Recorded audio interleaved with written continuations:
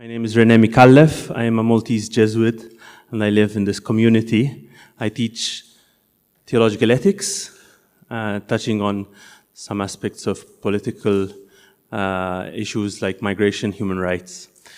I'd like to start by presenting Father Peter La, who is the Pro-Dean of the Faculty of Social Sciences, which is one of the hosting faculties. Please come and say hi to this group of people who are so excited about this conference. Thank you. Thank you, René. Good afternoon, and good to see you back today. I hope you are coping with the heat of Rome and the beautiful culture here. Let me just say a few words. I start with thanks to people who organized this event, this conference. Paolo Conversi, Christian Meyer, and all those who I haven't had the privilege of meeting personally yet. And I'm very happy to be, by virtue of being Pro-Dean of the faculty, to be hosting this event. I hope that this will not end here in this room tomorrow. Perhaps the pandemic was a blessing in disguise in a way, because we found in these years that physical distance doesn't have to be an obstacle to collaborative work. And I'm sure that together we will find ways to be more effective in the process of ecological conversion. As I was listening to the presentations yesterday, I was daydreaming in a good way, in the sense I really liked how our presenters took us back to some basic concepts. For example, the fact that ecology, economy, and household are derived from the same root, oikos. I'm not a linguist, but I think that digging back into the history of the meaning of our words, it's a little bit as like getting familiar with kind of a cultural DNA of our culture. Ecology, economy, and the household. What I think that I gathered from the presentations yesterday was that all our work, including this conference, but most importantly the economy, ought to be in the service of the family, the community, so service of life. Household means life. That's where life is born, that's where people live. And if I have some criticism to say about the way we live and our culture today, I think it's that these things have become almost means to their own end, in a way, economy in particularly. So we are moving into the social sciences aspect, and I want to leave you with the image of, I couldn't find it on the web, unfortunately. It's my favorite stained glass window in the church where I worked during the summer. It's the expulsion from the paradise, where there is this environment, the garden, ecology, the garden, the paradise, with this poor Adam and Eve who are being expelled from the garden by this angel, severe-looking angel. It is a lot of our pain, and particularly when we're talking about ecology, I believe, is self-inflicted pain. What theology and what humanities can tell us about it, that it's not a new problem. We have it in the book of Genesis. And I hope that we will learn how to manage these complex realities, but always also to remember that these are not new questions, that there is some wisdom to be had from the humanities also, and from other areas of sciences, from our experience of social science as well. So, sorry for these thoughts, a little bit confused, but wish you a good continuation of your program. and looking forward to seeing you again, hopefully many times.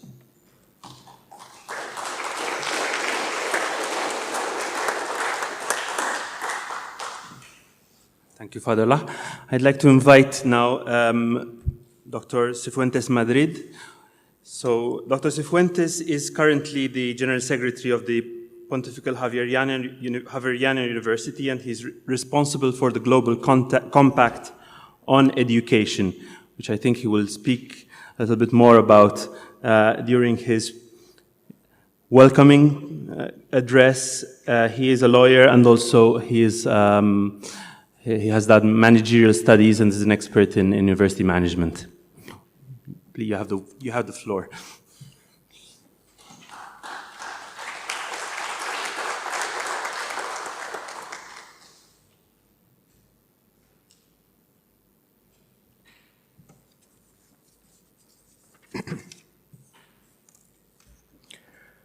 I would like to thank you for this special invitation.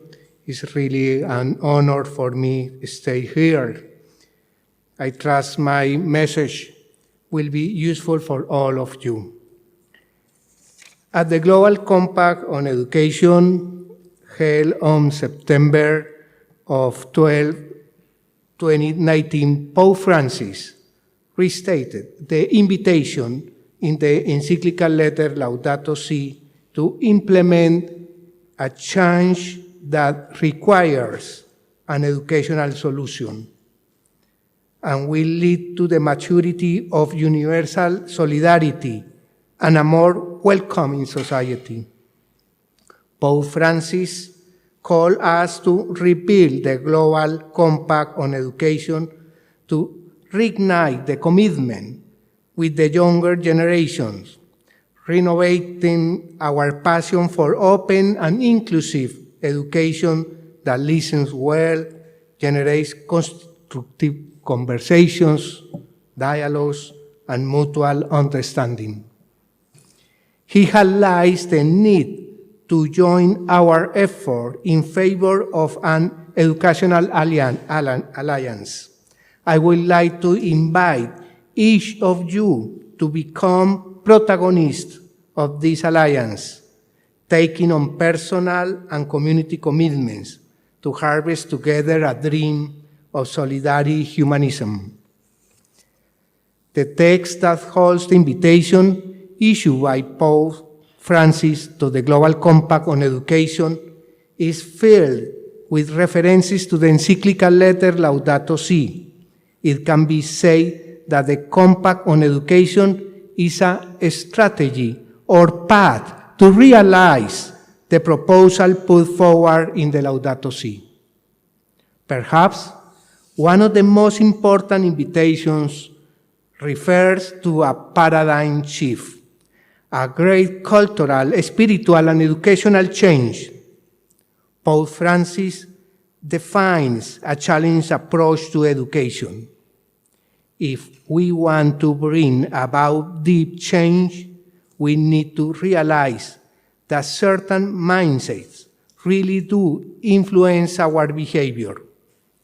Education will be harmless and all effort fruitless unless we strive to also disseminate a new paradigm about human beings, life, society, and our relationship with nature. Pope Francis proposed an education toward ecological citizenship beyond scientific information. Education should raise awareness and help prevent environmental risk. He invites us to examine the myths of modernity, grounded in an utilitarian mindset, including individualism, unlimited progress, competition, consumerism, and unregulated economy. He called us to restore the different levels of ecological equilibrium within ourselves, in solidarity with others, with nature and living creatures, and spirituality with God. With the receipt of the encyclical letter Laudato Si, the Pontificia Universidad Javeriana brought together the explorations and studies that it has performed over the last 30 years in relation to the environment and sustainability. In 2015, the university identified the urgent need to transform its institutional education project, the same year that the encyclical letter Laudato Si and the UN Agenda for Sustainable Development were enacted. The university acknowledged that it held a unique view of the world, a new paradigm, a transformative prospect regarding persons and their relationship with others and with the nature, which are all key for development of humanity, fraternity, and sustainability, based on academic, interdisciplinary action, and intercultural and inclusive knowledge dialogues.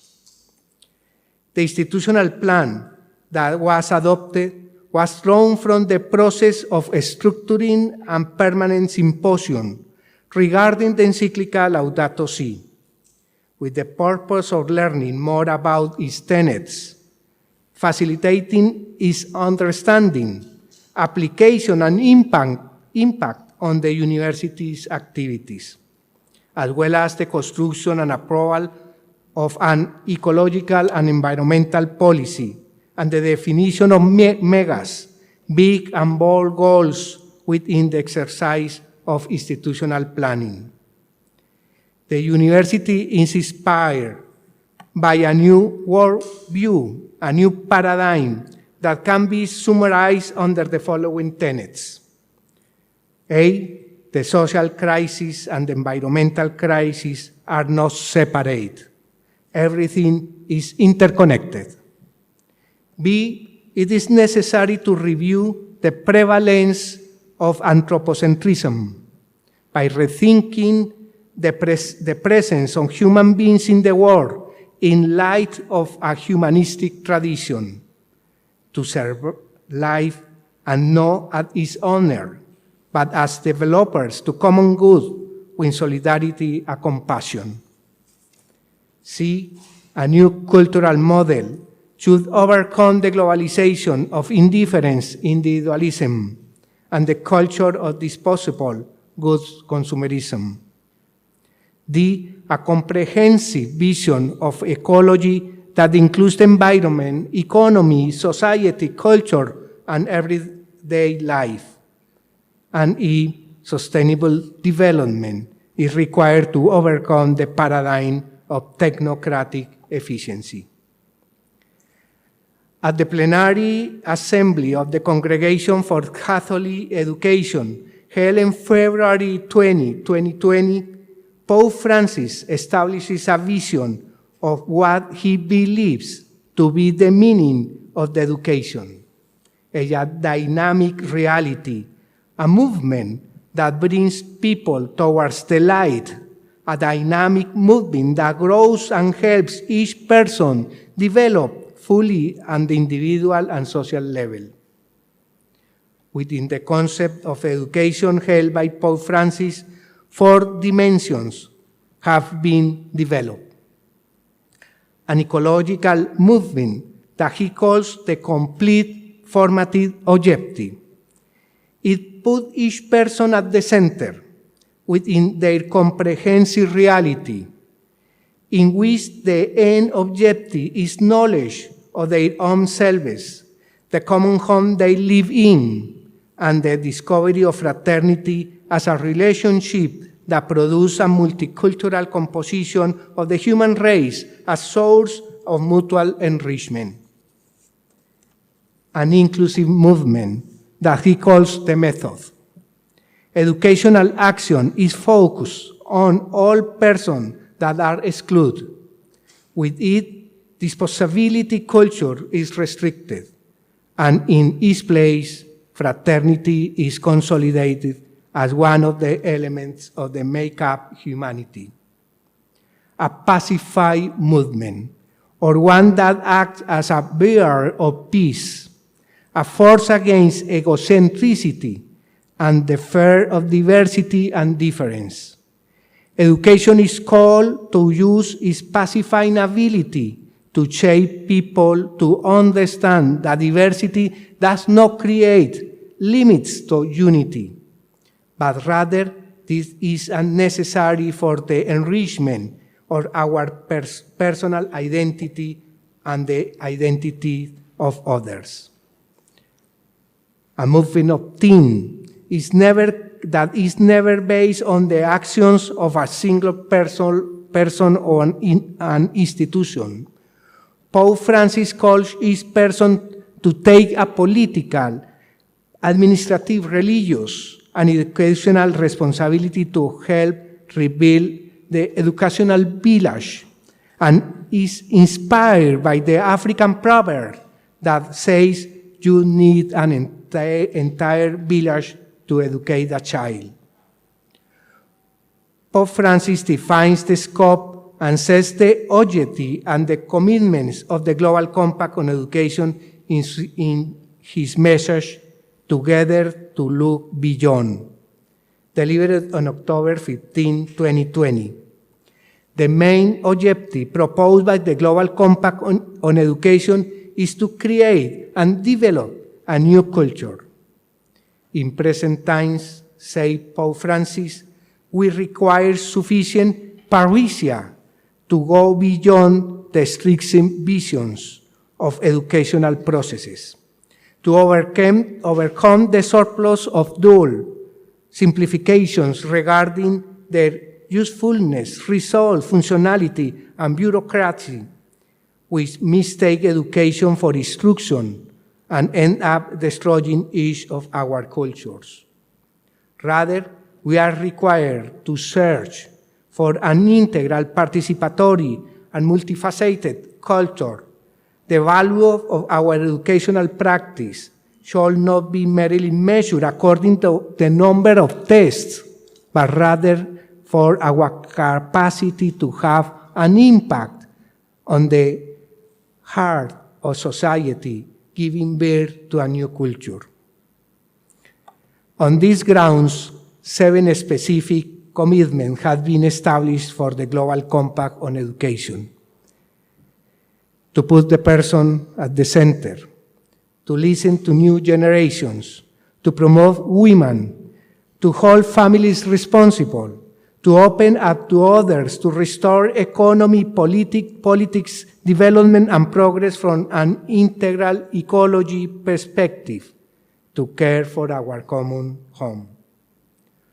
Pope Francis identifies with the role of promoting the educational compact. All educational institutions, whether they are Catholic or not, and other collectives that he has identified as men and women of culture, science and sport, artists and media operators in different parts of the world.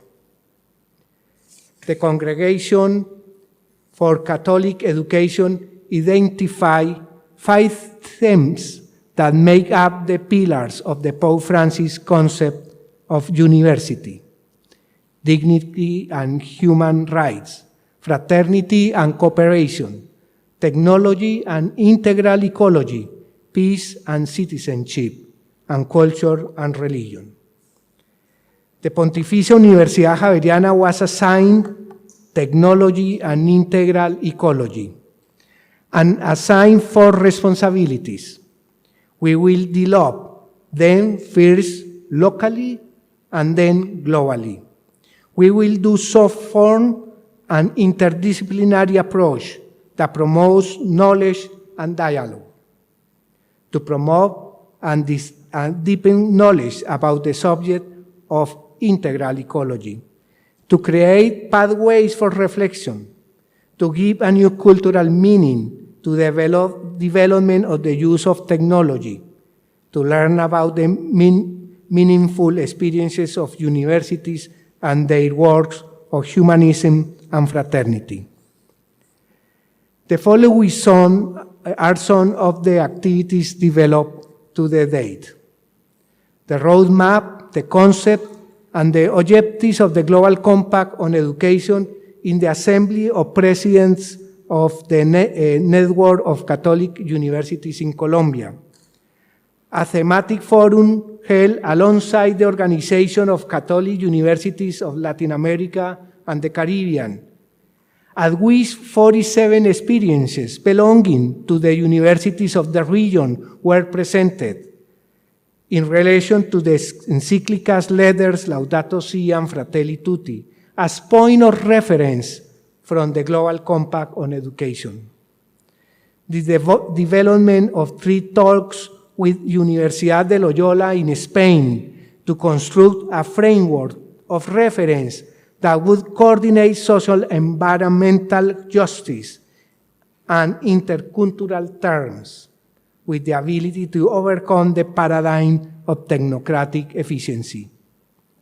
The participation in the webinar on technology and ecology within the Global Compact on Education set up by the Congregation for Catholic Education and LUMSA University, in which 4 educational experiences were presented. The Educational Center for Eco-Spirituality in South Korea, which belongs to the Sister of Notre Dame. The project Yo Posso, belonging to FIDAE, the project with the Yanomami people of the Salesians of Don Bosco in the Amazon, and the project for the Sustainable Development Goals belonging to the Fundación Vedruna from Catalonia. A digital collection of published academic papers was set up, entitled Documentation on Care for Our Common Home. In 2022, the University and the Latin American and Caribbean Confederation of Religious Bodies offered the course, decisions, and educational actions for the implementation of the Global Compact on Education to examine key elements in the context and the most pressing issues in the socio-environmental crisis, training of trainers. The Universidad Javeriana is working with the Australian Catholic University to structure an international university center to research, develop, apply, and use technology from an ethical and cultural perspective within the context of the digital revolution. The proposal fosters reflection and interdisciplinary research to overcome the current efficient and technocratic paradigm. Also, we'd like to share the curricular transformation carried out by each university to incorporate the postulates of integral ecology and build good pedagogical guides and practice for other universities.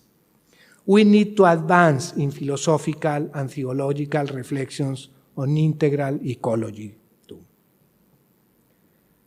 Conclusion. Pope Francis, Pope that we are aware that a life journey requires hope based on solidarity, and any change requires an educational roadmap for the construction of new paradigms that can respond to the challenge and emergencies of the contemporary world, to understand and find solutions to the demands of each generation and help humanity prosper in the present and in the future. Thank you so much.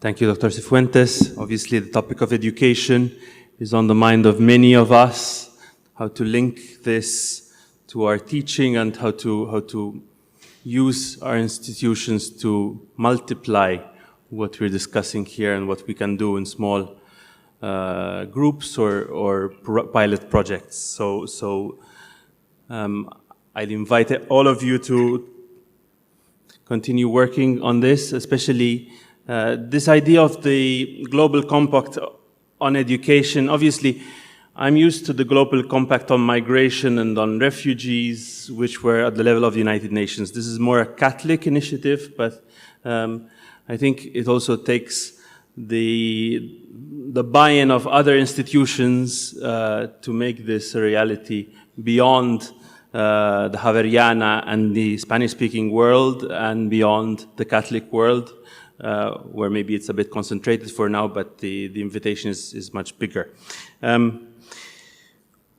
I just have a couple of suggestions. One is, obviously, it's hot, so if you'd like to have a drink without making too much noise, you can just go out, get a drink from the tables outdoor.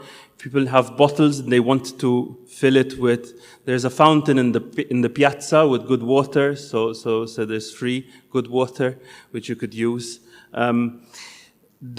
They have the QR code at the last page of the program, and you could use that with your cell phones. I hope that everybody, who needs an internet connection, you can use Aula Magna and you don't have problems connecting to the internet, but you can use this QR code to look at the bios which are available on our websites. So without much ado, I'd like to invite Professor Dr. Othmar Edenhofer, who is the Director and Chief Economist at the Potsdam Institute of Climate Impact Research, PIC, and he's also the Director of the Mercator Research Institute on Global Commons and Climate Research. He also teaches at the Technical University of Berlin. You have 20 minutes, you're very welcome, and we're happy to have you, Professor Edenhofer. Yeah, thank you very much. It's a great pleasure to be here. So can you hear me and can you see my slides? Yes, we can hear you very well, and we can see the slides perfectly. Okay, wonderful. So thank you very much. It's a great honor to be here. And for me, as a scientist working on the intersection between social science, economics, and climate science, I want to share with you a few fundamental insights and a few challenges, and also not only scientific challenges, but in particular some important ethical challenges.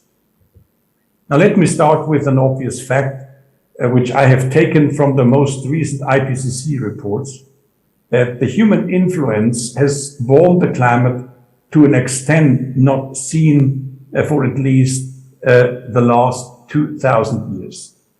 The fact that humankind is burning coal, oil, and gas and is cutting down the forests around the globe translates into a sharp increase of the global mean temperature.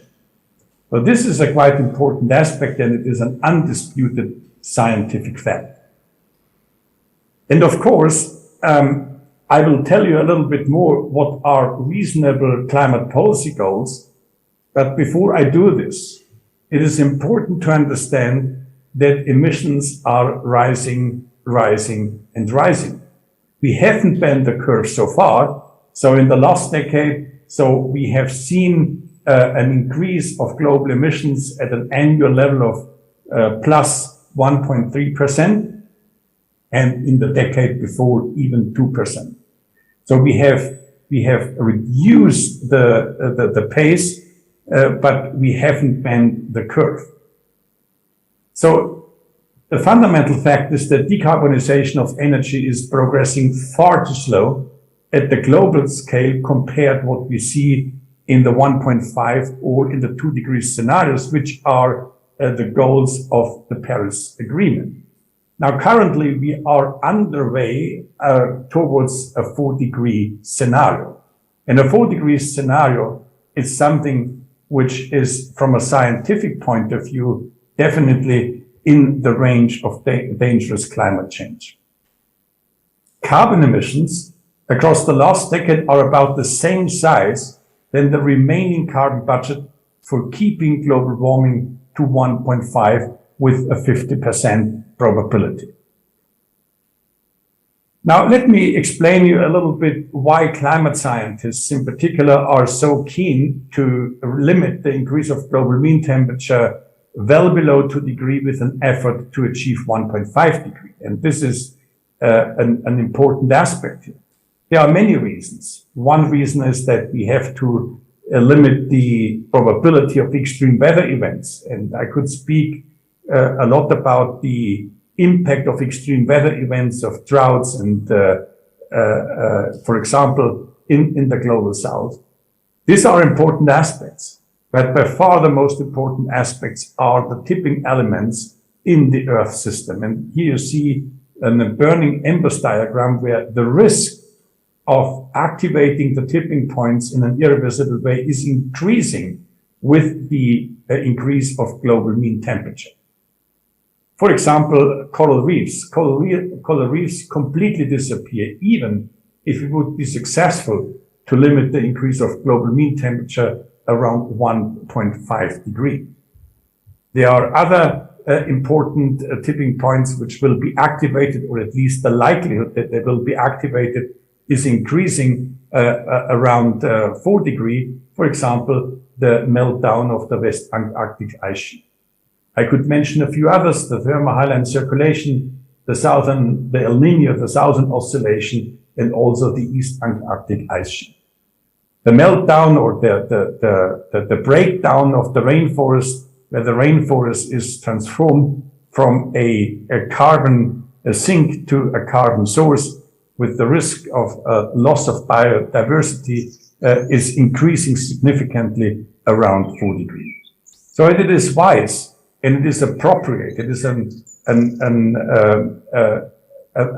imperative of a precautionary principle to limit the global mean temperature below 2 degrees. So far, so good.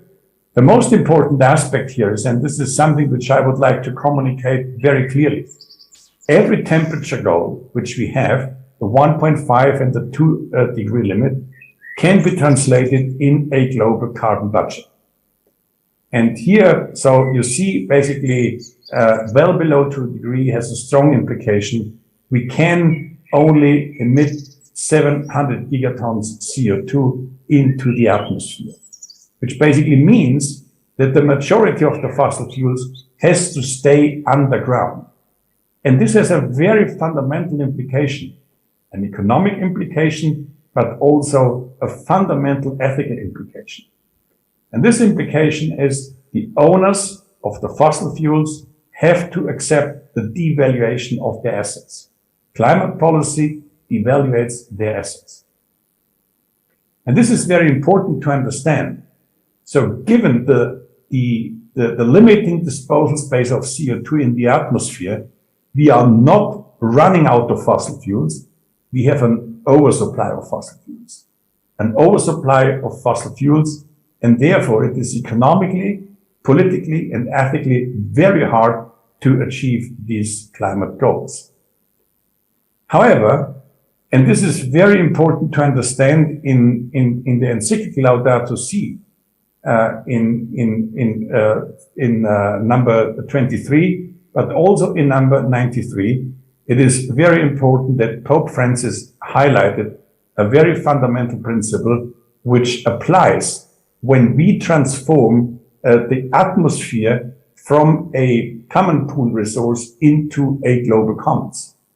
And this is the principle of the subordination of private property to the universal destination of goods, and thus the right of everyone to their use is a golden rule of social conduct, and it is the first principle of the whole ethical and social order. And in number 23, Laudato Si highlights that the atmosphere is a global common good for humankind. And this is something which we have in mind. So we have to assign property rights and fair user rights for everyone to use the remaining disposal space in the atmosphere. Now, this is very important to understand because technological change alone will not rescue us. We have seen to a certain extent a significant decline of the costs for photovoltaics and onshore wind. A lot of technological progress over the last few years in carbon-free technologies. And due to this fact, emissions slow down, but we haven't reduced the emissions, despite the fact that there is a growing number of countries which have achieved sustained greenhouse gas emission reductions for longer than 10 years. And some key technologies have developed much better than planned and much better than anticipated.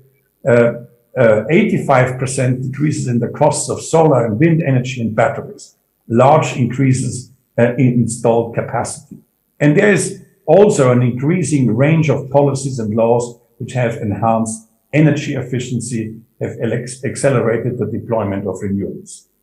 But this was not good enough. And I would like to draw your attention to this very simple slide, because this simple slide shows what is the cumulative amount of emissions of infrastructures which are already in place. So we have all the sectors, roads and buildings, but here I would like to draw your attention to the power sector, to the electricity sector.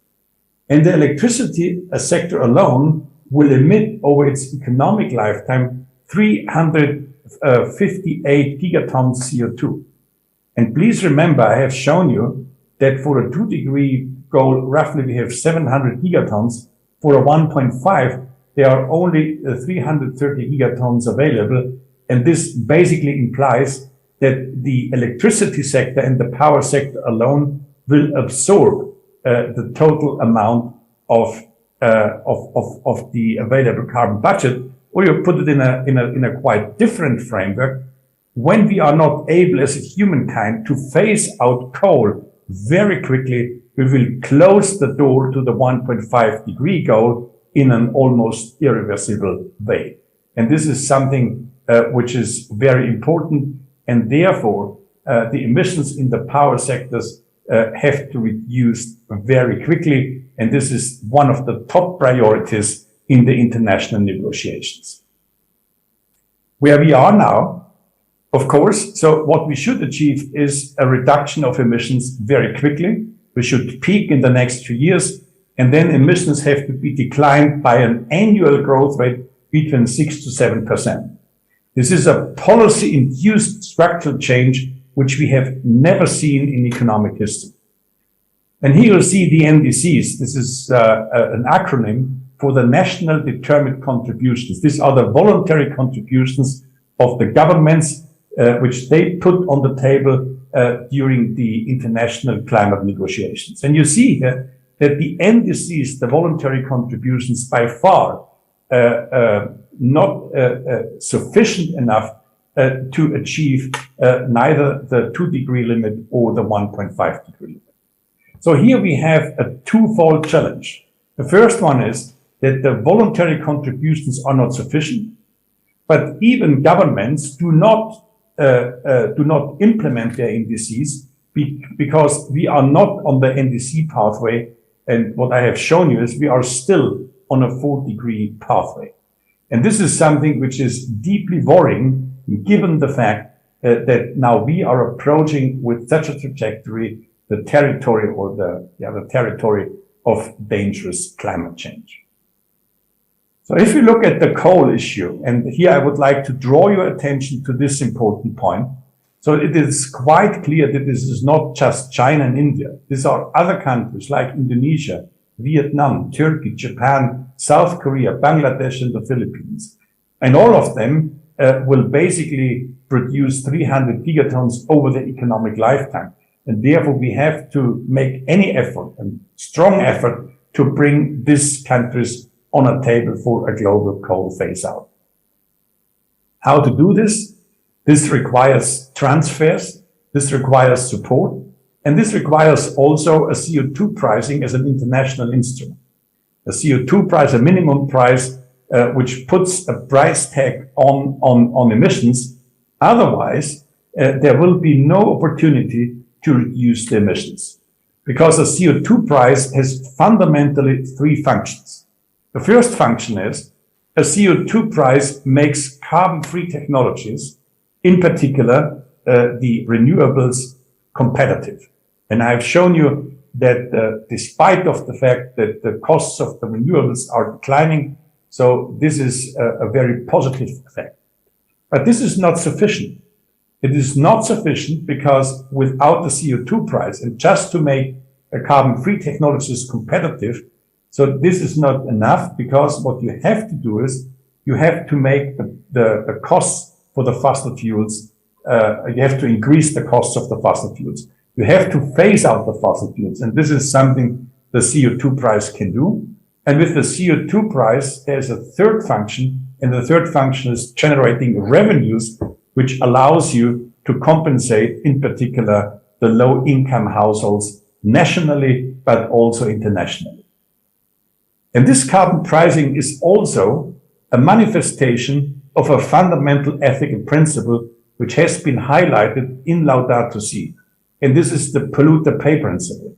And it is one of the most important aspects, together with characterizing the atmosphere as a global common for humankind, that the polluter pay principle is characterized in the encyclica as an ethical principle.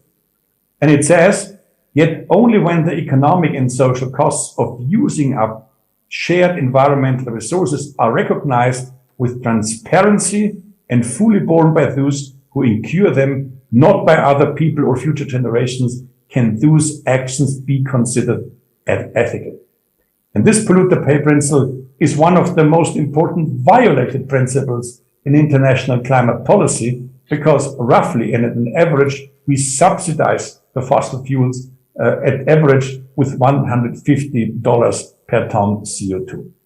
What we need are increasing CO2 prices. And you might ask the question, so is increasing CO2 prices in a situation where we are facing and where we're confronted with energy price inflation something which can be done politically? And let me highlight here in a last aspect which I would like to share with you. Indeed, we are now in a situation of a price inflation. Energy prices are increasing. But here is an important distinction required. To be precise, gas prices are growing faster than the coal prices. And the fact that the gas prices are growing faster than the coal prices leads at a global scale to a continuation of the renaissance of coal.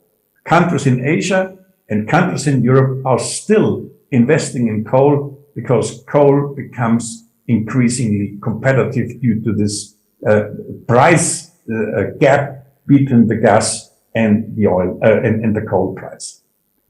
And this is something which is very important. If we want to avoid the continuation of the coal renaissance, which basically has continued over the last 2 decades, if we want to stop this, now we have to introduce a reasonable CO2 price.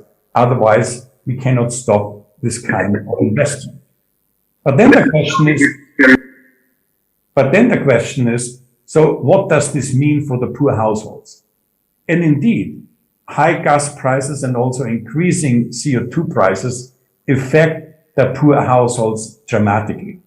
And here what you see is the poorest 10% of the households spend a lot for transport fuels, for district heating, for electricity, and for heating oil and the natural gas.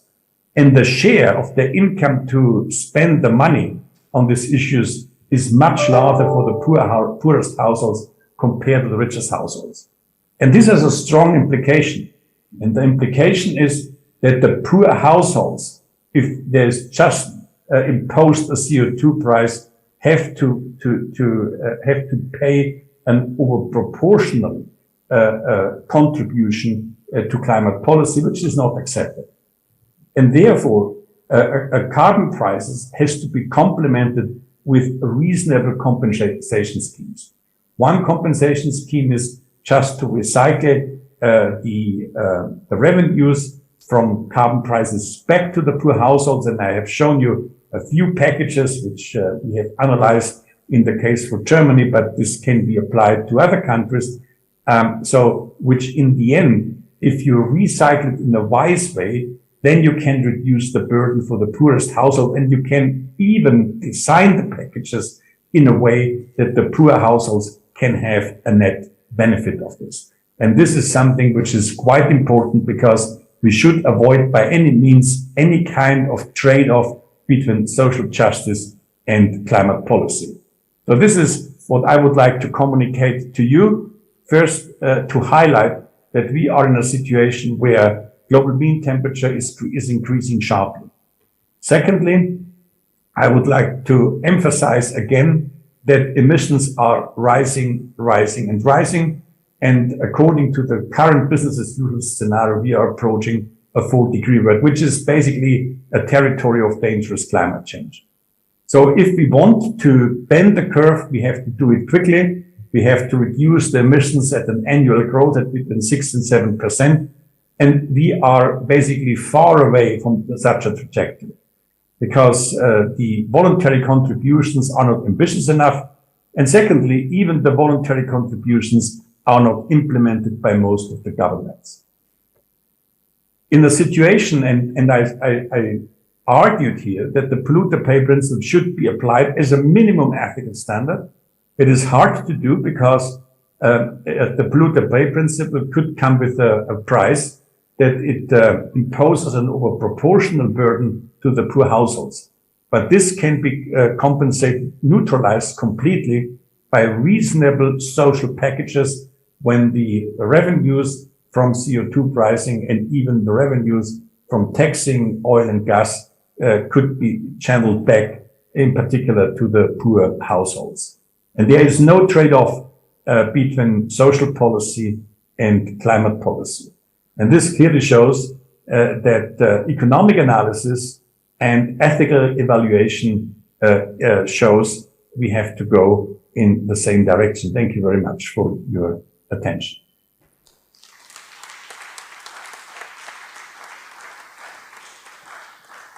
Thank you, Professor Edenhofer.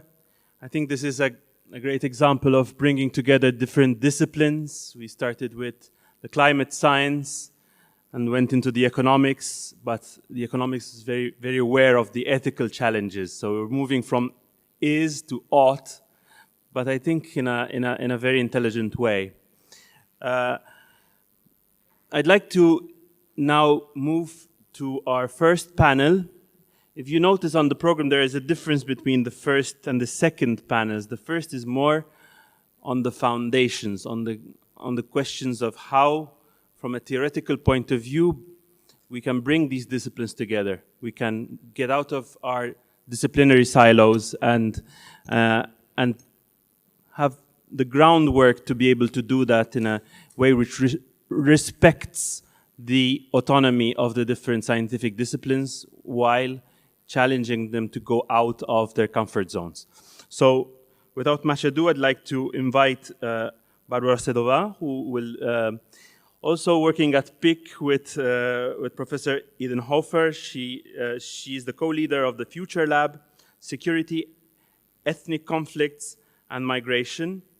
And she will speak a bit about her research, bringing together climate science and migration and modeling, economic modeling. So you have 15 minutes for your presentation. Thank you for being with us.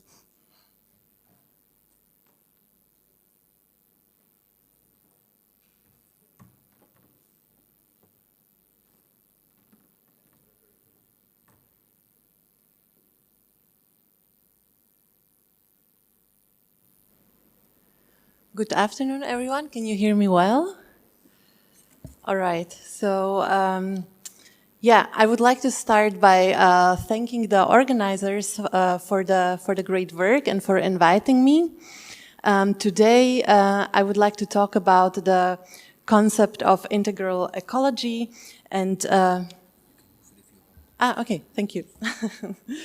And I would like to use the issue of climate migration to showcase how the concept of integral ecology can help to address the challenge of the climate crisis.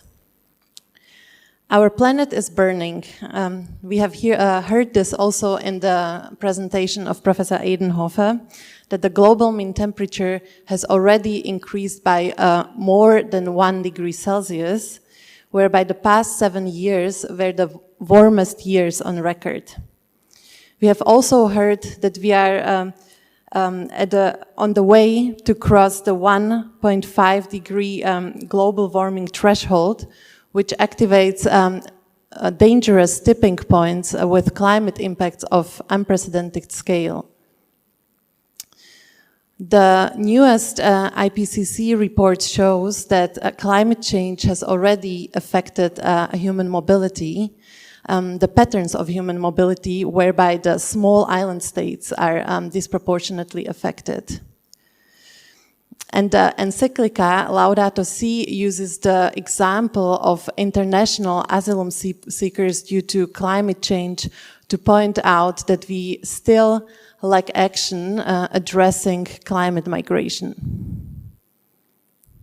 However, climate change affects more than international refugee flows. Now I would like to present you the research of or findings from research of a colleague of mine from Potsdam, of colleagues from Potsdam Institute and from the IASA Institute in Vienna, who synthesized the patterns of climate migration from the quantitative literature. And what they show is that climate change actually increases migration in the low and middle income countries, as the red shaded areas show. However, as the blue shaded areas show, in the poorest countries of the world, climate change can also reduce people's ability to adapt by moving. And as the white areas indicate, the richest countries of the world are largely unaffected by climate change in terms of migration because they have sufficient capacities to adapt locally. When it comes to climate migration, the research shows that most of it takes place within countries' borders and from rural to urban areas. And in order to address migration in a changing climate comprehensively, we need to consider all its forms. So also the international flows of refugees, but also the internal migration, as well as the people who are unable to move due to climate impacts. Now on this slide, I would like to show you in the figure on the right-hand side that over the past decades, the research on climate migration has increased substantially. So the figure basically shows the number of studies focusing on climate migration from the comprehensive CLIMIC database. And what we see is that we have our understanding on the topic has increased substantially over the years. However, we also see that the policy landscape still lags behind the increasing understanding of climate mobility because the numbers of people who are involuntarily displaced or unable to move due to climate change impacts is constantly growing. So what this ultimately means is that we need more efficient processes to translate scientific knowledge into political action. And what I propose in this presentation is that the concept of integral ecology can help us to address the science policy interface challenges that we have identified with my co-authors in one paper. So with Kira Finke, which you got to know yesterday, and with Roman Hoffman from IASA Institute in Vienna.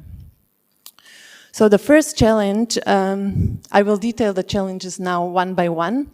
So the first challenge is that the knowledge on climate migration is unevenly produced and disseminated.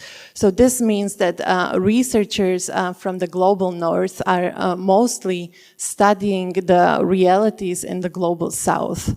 So the populations that are most strongly affected by climate change and by climate migration as such are basically insufficiently included in the discussions. And this is also obvious from the figure which depicts the geographical foci of the studies on climate migration included in the CLIMIC database. So what you can see here is that with exception of North America, most of the studies focus on the global south. We identify also that there is a sort of lag in terms of gender diversity or or that the gender diversity is lacking in the knowledge generation. For instance, the IPCC processes are dominated by men, or the quantitative research on climate migration is mostly conducted and led by male researchers. But this is also reflected in the policy processes. So for instance, the UNFCCC negotiations are also mostly dominated by men. The second challenge to efficiently translating scientific knowledge to policy action is that we have only limited data availability, and studying and modeling climate migration is extremely complex, which hinders our ability to sort of comprehensively understand the topic. So I will not go to all the details in terms of the complexities of modeling climate migrations, which are illustrated in the figure. But what I will give you a couple of examples of the challenges that we are facing. So, for instance, we lack accurate and comprehensive climate, or basically migration data. So researchers very often work with census, for example, census data, but census data is collected only every couple of years, meaning that the aspects such as short-term migration or seasonal migration or short-distance migrations are very often omitted from this type of data. And we have also other data sources that are typically used that have other specific challenges. The second thing is that capturing climate impacts on migration is very complex, because climate impacts have very different dimensions in terms of timing, in terms of nonlinear effects. And researchers, in fact, very often operate with broad categories and with averages, and the whole complexity is not very well understood so far. Yet another challenge is that as I mentioned before, modeling climate migration is very difficult. So the models differ by disciplines, and there is a lack of best practice on how to specify the models, what variables to include without over-specifying the models, and a lot of other technical challenges which I won't bore you with right now. And finally, also projecting migration into the future is quite challenging, because it's not only determined by future climate change scenarios, but also by socioeconomic and political developments, which are very often hard to predict.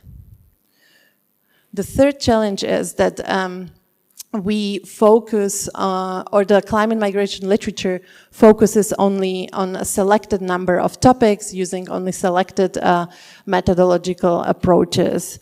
And this is partially due to the first and second challenge. So this is partially caused by the fact that not all the relevant stakeholders are invited to the discussion, but also because it's very complex to model and capture properly climate migration, given the data limitations and methodological challenges. And these dynamics are reinforced due to disciplinary and methodological silos, meaning that a lot of important aspects are omitted from the discussions. And the final challenge of the science policy interface that we have identified is that the climate migration discussions, either in policy or in science, are highly value-laden, meaning that they are not neutral, but rather affected by personal opinions. So there is different narratives of climate migrations, such as climate change will contribute to large-scale flows of refugees. Also, there is a narrative that gives migration a more positive spin in this context, that migration is an important adaptation to the changing climate. And most recently, the narrative of climate mobilities tries to comprehend the full cycle of migration in response to climate change, also considering immobility.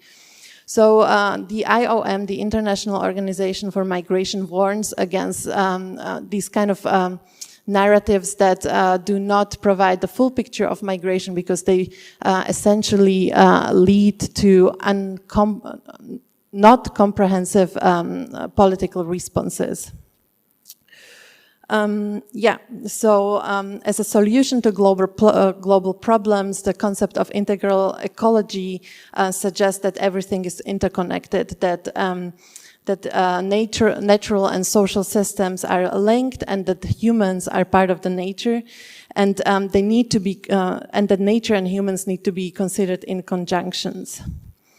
And this is something that we should also apply in the context of climate migration. And we believe that this kind of integrated thinking and integrated solutions, as proposed by the concept of integral ecology, can help us to better understand and better respond to the challenge. So, for instance, understanding how climatic effects impact migration, and under which circumstances, what implications this has for the receiving and sending communities, as well as for the migrants, and how to ensure that migration becomes an efficient adaptation strategy to the changing climate requires insights from across disciplines, including economics, climate sciences, including political sciences, but also across sectors. Such an integrated solution or such an integration would help us to address the 4 challenges to science policy interface and to better and to produce better knowledge that can be better translated to political responses, meaning that it would help us to bring a more diverse pool of people to the table, whereby it is important to consider local knowledge, to bring more women to the table and more people from the global south. This would enable increased knowledge transfer and transfer of data. So, for instance, policymakers, speaking of cross-sectoral exchange, policymakers have often data sources that could be very useful for scientists. And I think these kind of exchanges should be fostered more. And finally, all of this, so this integration and integrated approaches would help to better cover all necessary aspects of climate migration, which would again help to more accurately frame the topic and perceive the topic without having value-laden narratives about it. So how can we achieve this? In our research project or research paper, we propose a couple of solutions that I would tell you now. So first of all, we propose that the research funding should focus more on interdisciplinary and inclusive research teams and multi-domain research team. It is important also to invest in comprehensive science and education, and finally, integrated multi-stakeholder scientific assessment such as the IPCC would be also fruitful in the area of climate migration, as they bring to the table people from or stakeholders from all relevant areas for one particular topic. And all of this would ultimately improve the policy responses to climate migration. And I would like to conclude with this slide. So in the future, in a changing climate, we will definitely see an increasing number of people on the move. And the priority for policymakers should be to ensure safe and orderly migration. And this would also allow, well-managed migration would also allow to harness its potential. As we have seen by the recent OECD report proposes that a 10% increase in the migrant share in the OECD region increases the GDP per capita by 0.15% per 10% of increase. The time is up, so let me just conclude by saying that, improve processes to effectively transfer knowledge to policies in the area of climate migration is something that integral ecology can help us with. Thanks.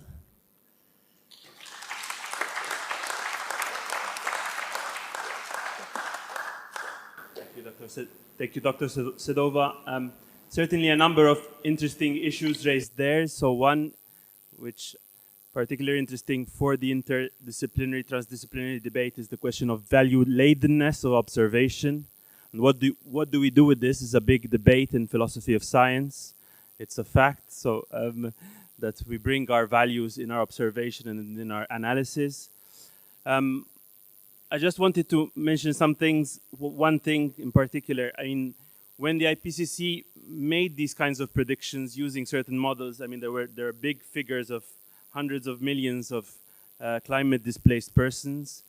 The reaction from the politics was horror, and we don't want to hear about this. We don't make it go away. So it was, some people felt that this was counterproductive, and they sort of toned down the discourse on climate migration. So the question is also the psychology of politics. How do we present these issues, given that our politicians are not always the most rational, or they're rational in short-term political gains? So without much ado, I'd like to give the floor now to Pedro Walpole, again, someone who knows much about community organizing and dealing with the people in the Global South. He is the research director at the Institute of Environmental Science for Social Change in the Philippines.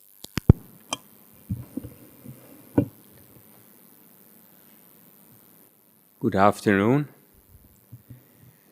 I'm very grateful to the organizers here and who are not here for inviting me on this occasion, and to Dr. Barbara, who has given us the complex realities and the divergent political and normative terms for climate migration. So thank you. Let's stark a hunger and dysphoria as to what has been happening in Sub-Sahara. In Asia, there is also grave social vulnerability with a growing uncertainty of seasonal weather, extreme events, lack of basic needs, agricultural pricing risks, and the degradation of the ecosystems. The opportunity to work in developing economies and send money home is desirable. Our overseas workers are part of a convoluted government economic development strategy at this stage. With this comes the lifelong consequences of separated and broken families, the grave human losses in the quality of personal life, and the contribution to locals, the loss in the contribution to local society, and the loss in the social abandonment of the land. The theory of transdisciplinary transformation must connect with the local and all the variant processes of change, from community to the global table of negotiations for the common good.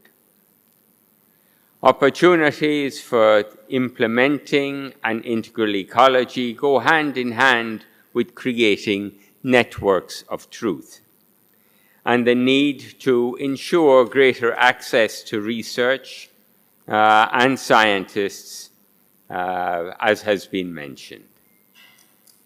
As untruths spread in the compilation of scientific data, when it's broken down and reinterpreted, disciplines need to rethink the dialogue on integral ecology as not just between disciplines and rationalizing objectives, but a broader dialogue that engages civil society actively, society's active critical inputs and actions.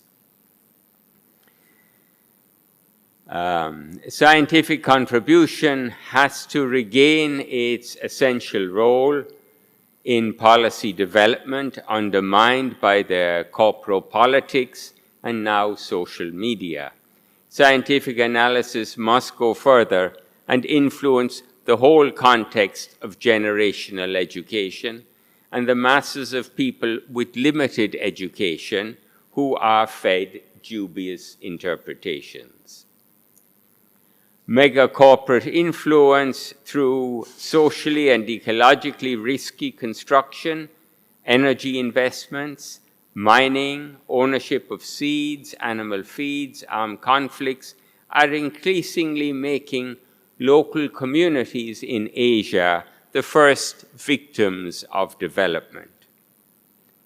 This is gravely compounded by climate shifts, and this is, in a sense, the third year of a La Niña altering the seasons across the tropics. Social complicity in the scientific world leaves science very vulnerable to manipulation and untruth in terms of how it is used. Oil companies first acknowledged the possibility of climate change in the 50s through their own scientists, and then sowed doubt in the 70s and have sustained that. And like the extractive industries transparency initiative for good governance, there is a need for greater accountability. Some corporations want this transparency, yet they seek a level playing field. So we must not remain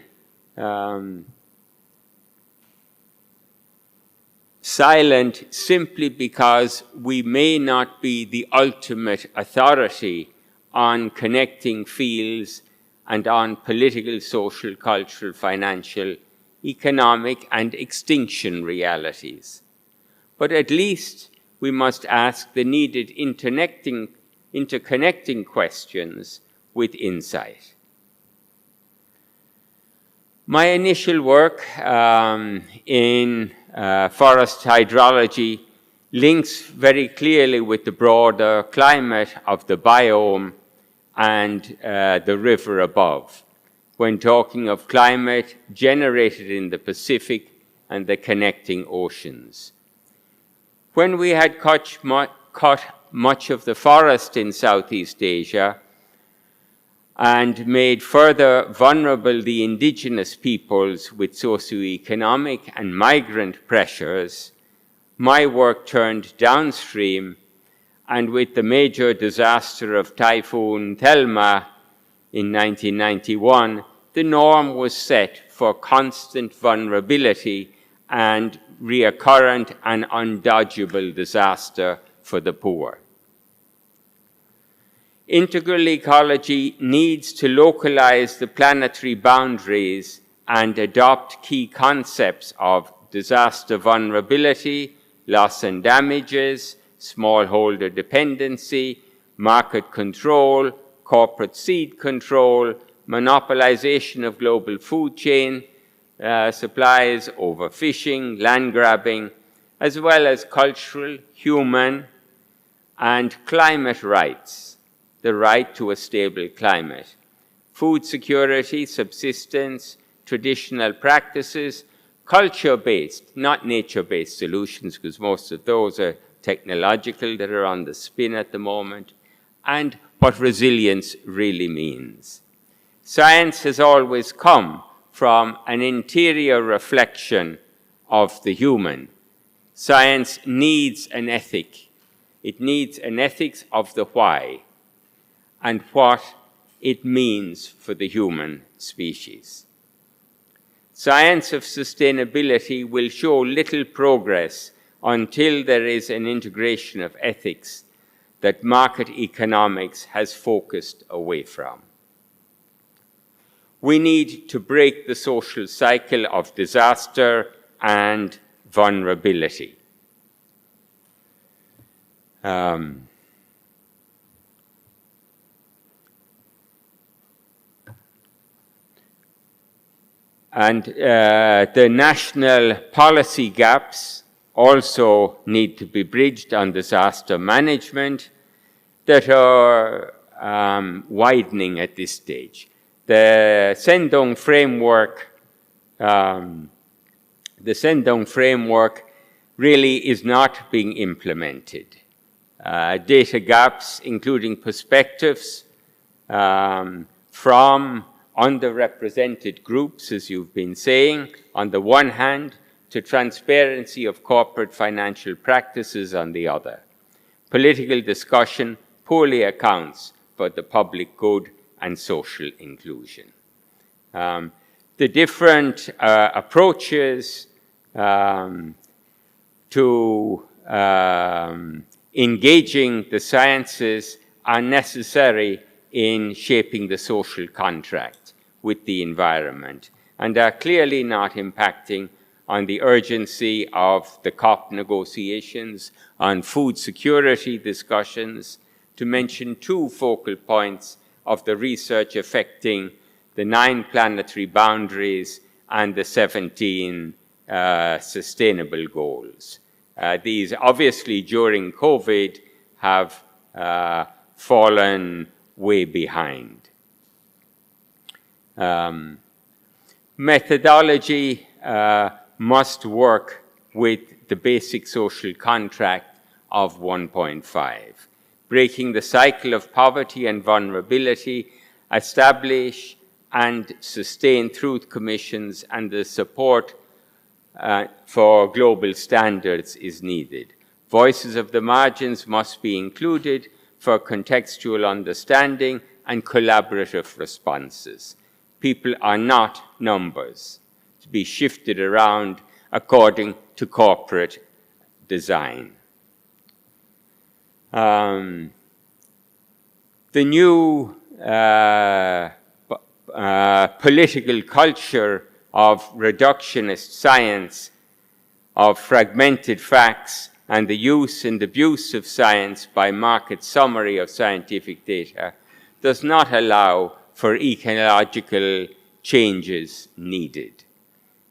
The interior change and sincere reflection are essential, and this is where it is generated in education. Science must integrate ethical comment on how we get food to people with a participation and not a technocratic view of standalone answers. I won't go into barrier reefs and other disasters we're seeing. Let me just finish in a moment talking of indigenous peoples as a significant part of the foundation of implementing an integral ecology, and insights from their practices are crucial in adaptation. Forest management with the indigenous youth along the Pulangi River, where I live, highlights cultural integrity, indigenous capacity, and possible sustainability of the local economy. The importance of seriously addressing loss and damage is what will make the difference. If it just goes into government pockets, doesn't reach the people, it doesn't work. So we are looking at this as a global course, perhaps with Jesuit Worldwide Learning and Havaiana University. This is something that can be taught globally in different contexts, obviously not in this university, but in others, as a renewed sense of tertiary education. These youth, if policy and programs were to support the transitioning of forest lands, would give us a contextual reality for breaking the cycle of poverty and developing a generational contract of working with the land. Let me end there with, if I can, just 3 questions. Now I've lost the questions. What venues are we creating for the youth today to communicate from the local to the global? What scientific truth networks? I know nobody is God in this and nobody can define the truth, but where are we involving a consciousness of a credibility and an integrity? Counter-questioning the status quo. What's out there is not of integrity. I'm sorry, we talk with great integrity here, but we're battling a gross use of human knowledge in the world today. Where is the collaborative opportunity for this group to engage? We are aware of the crisis, we are aware of the consequences. How do universities form an ethical and more reflective lobby. Thank you. Sorry for my overstatement.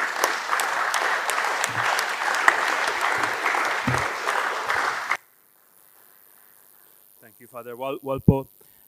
Transformations, big transformations, truth, education. I'd like to give the word now to Professor Kirchner, who's a theologian, but who's a specialist in the questions of transformation. Maybe you could speak a bit about that as you present. Thank you.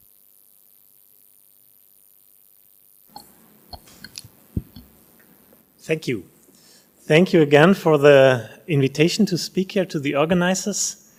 And it's an ambivalent experience because such rich contributions from the two other speakers, and I was asked to respond to those. So how to respond? My concept I prepared won't do justice to what you presented. So I will try to work with what you said and and then follow this question we were posed.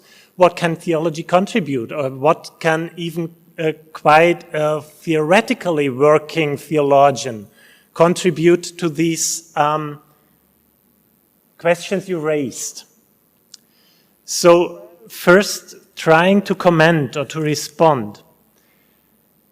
This challenge to translate scientific knowledge to political action you mentioned. And I think that afterwards in our discussion was already visible this other challenge to include non-scientific knowledge, livelihood knowledge, and that we need very complex forms of networking, of dialogue, so that with this quotation you gave in this, to this conference, so that we can in a responsible form handle knowledge as power. And in a critical form, as Francis Bacon said. And I think we can handle it only if we know that we do not know everything, that we are searching for truth, but we do not possess this truth, this quotation of Socrates you gave in the enunciation. Second point, the uneven production and dissemination of knowledge you mentioned. I would add at this point the definition of knowledge. What is knowledge and what are the processes to generate knowledge in a critical way? Very important point, I think, for theology and very important point for academics, because we do not have the knowledge, but we try to produce it ever again in a critical and dialogical way. Then the topical and methodological foci you mentioned, and the quest for holism, so that we can avoid reductionism, the reductionism of our particular points of view. And I would add to this point how important it is to distinguish between holism and integral knowledge and totalitarian knowledge, which claims to have it all. And I think that this is also an important point when talking about integral ecology, to have always this distinction in mind so that it does not become an ideology itself. Simplistic narratives and the danger of simplistic narratives and mobilization by that needs a critique on ideologies and idolatry. I will come to that later when asking what theology might be able to contribute. You have already mentioned, Pedro, this enormous challenge to relate the communities with their knowledge based in their livelihoods, with their knowledge of survivors, even, with the necessity to create global policy making, global decision processes. And so I like this very much that you mentioned this form of a global roundtable, this image of roundtable for that, or metaphor of roundtable. And also that you mentioned that sciences are vulnerable to manipulation. So we need to criticize fake news, But we need as well to criticize the critique of fake news, because it is, again, it can be ideology.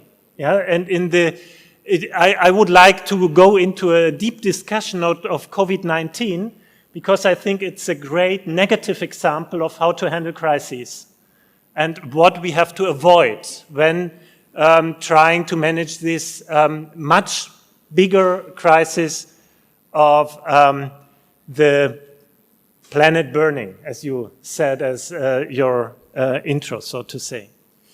So I come to the question, I skip this, I come to the question, what might theology be able to contribute to a foundation of integral ecology in its socioeconomic dimensions, because that was the question today. I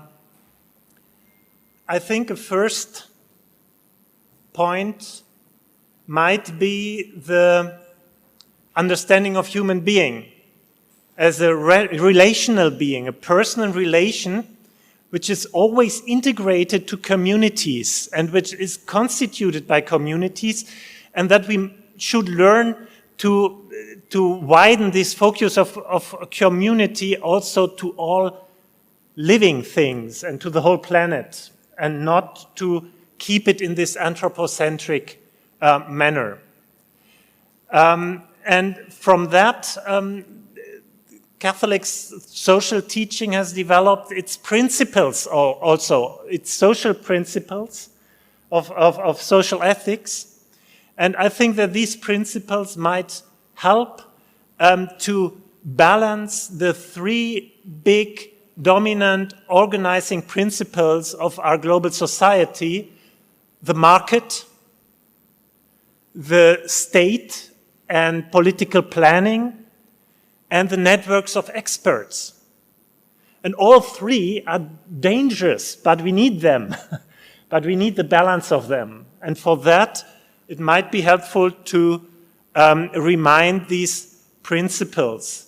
And I just want to bring them into to your memory. The Catholic social ethics might be an important orientation. In its center, it's neither the individual nor the collective, but the human person, whose uniqueness and dignity are constituted precisely in the bonds and relationships in which he or she stands to other beings, other human beings, to all living beings, to the earth and to God.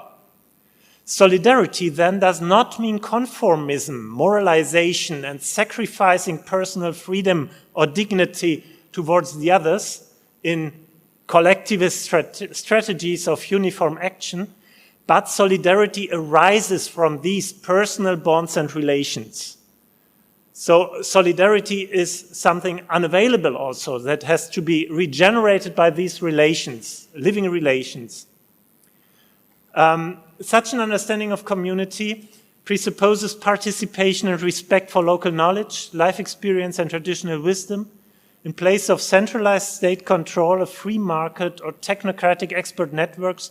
The principle of subsidiarity moves in, which in politics as well as in the church requires a differentiated networking of levels from the local to the regional, to the national, to the global level, and balances the anonymous functional subsystems of society through structured and participatory communities. The logic of the market, the centralized state control or functional expert rule, must be balanced and relativized by such forms of subsidiarity and participatory communitarization, if the current crises are not to lead to new forms of totalitarianism.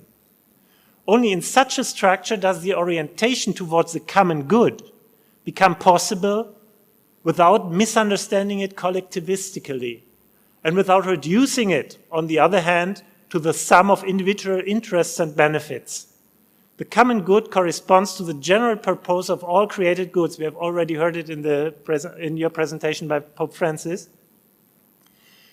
And it has a priority towards private ownership, which implies a preferential option for the poor, so for those who are most in need of these common goods. And to all these principles, the principle of sustainability should be added, which in my point of view and from a theological perspective has even an eschatological perspective, because it's about truth and what will sustain, what will be there at the end. And if there is no God, if there is nothing at the end, there will be nothing at the end. And it will be all as if there would never have been anything. And so it's quite closely linked together, I think. I do not have much time left, so I will just summarize the other points and skip also the quotation here.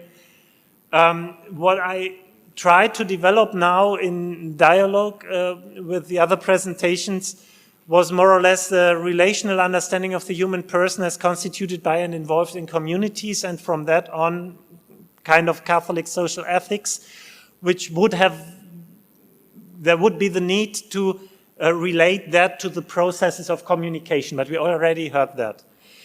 What can theology in a more narrow sense, as a talk of God, bring into those points? I think a very important point is negative theology, ideology critique, as a function of the faith in God and of theology and of spirituality, because God is the unavailable. God is what we do not have, what we do not possess. But we are in search for it, and we need each other to come closer to God. And so this negative side, I think, is a very important one. The positive side, I would link strongly to performativity, how to perform faith and hope and love, so that these resources of hope and trust and love are becoming, we get into contact to them, so that we keep capable for action, even if the prospect of success and optimism reach their limits. And there are a lot of reasons that we are in this situation. And we need participatory processes, a renewal of democracy, and on the side of the church, a conversion towards a synodal and decentralized ecclesiology of the people of God, being on the way with all humanity and all creatures. And I have the impression that the Catholic Church at the moment is less a sacrament of the unity of humankind and God, but a kind of laboratory to work on these conflicts and to renew itself as a sacrament, because we are in deep crisis concerning the Catholic Church also.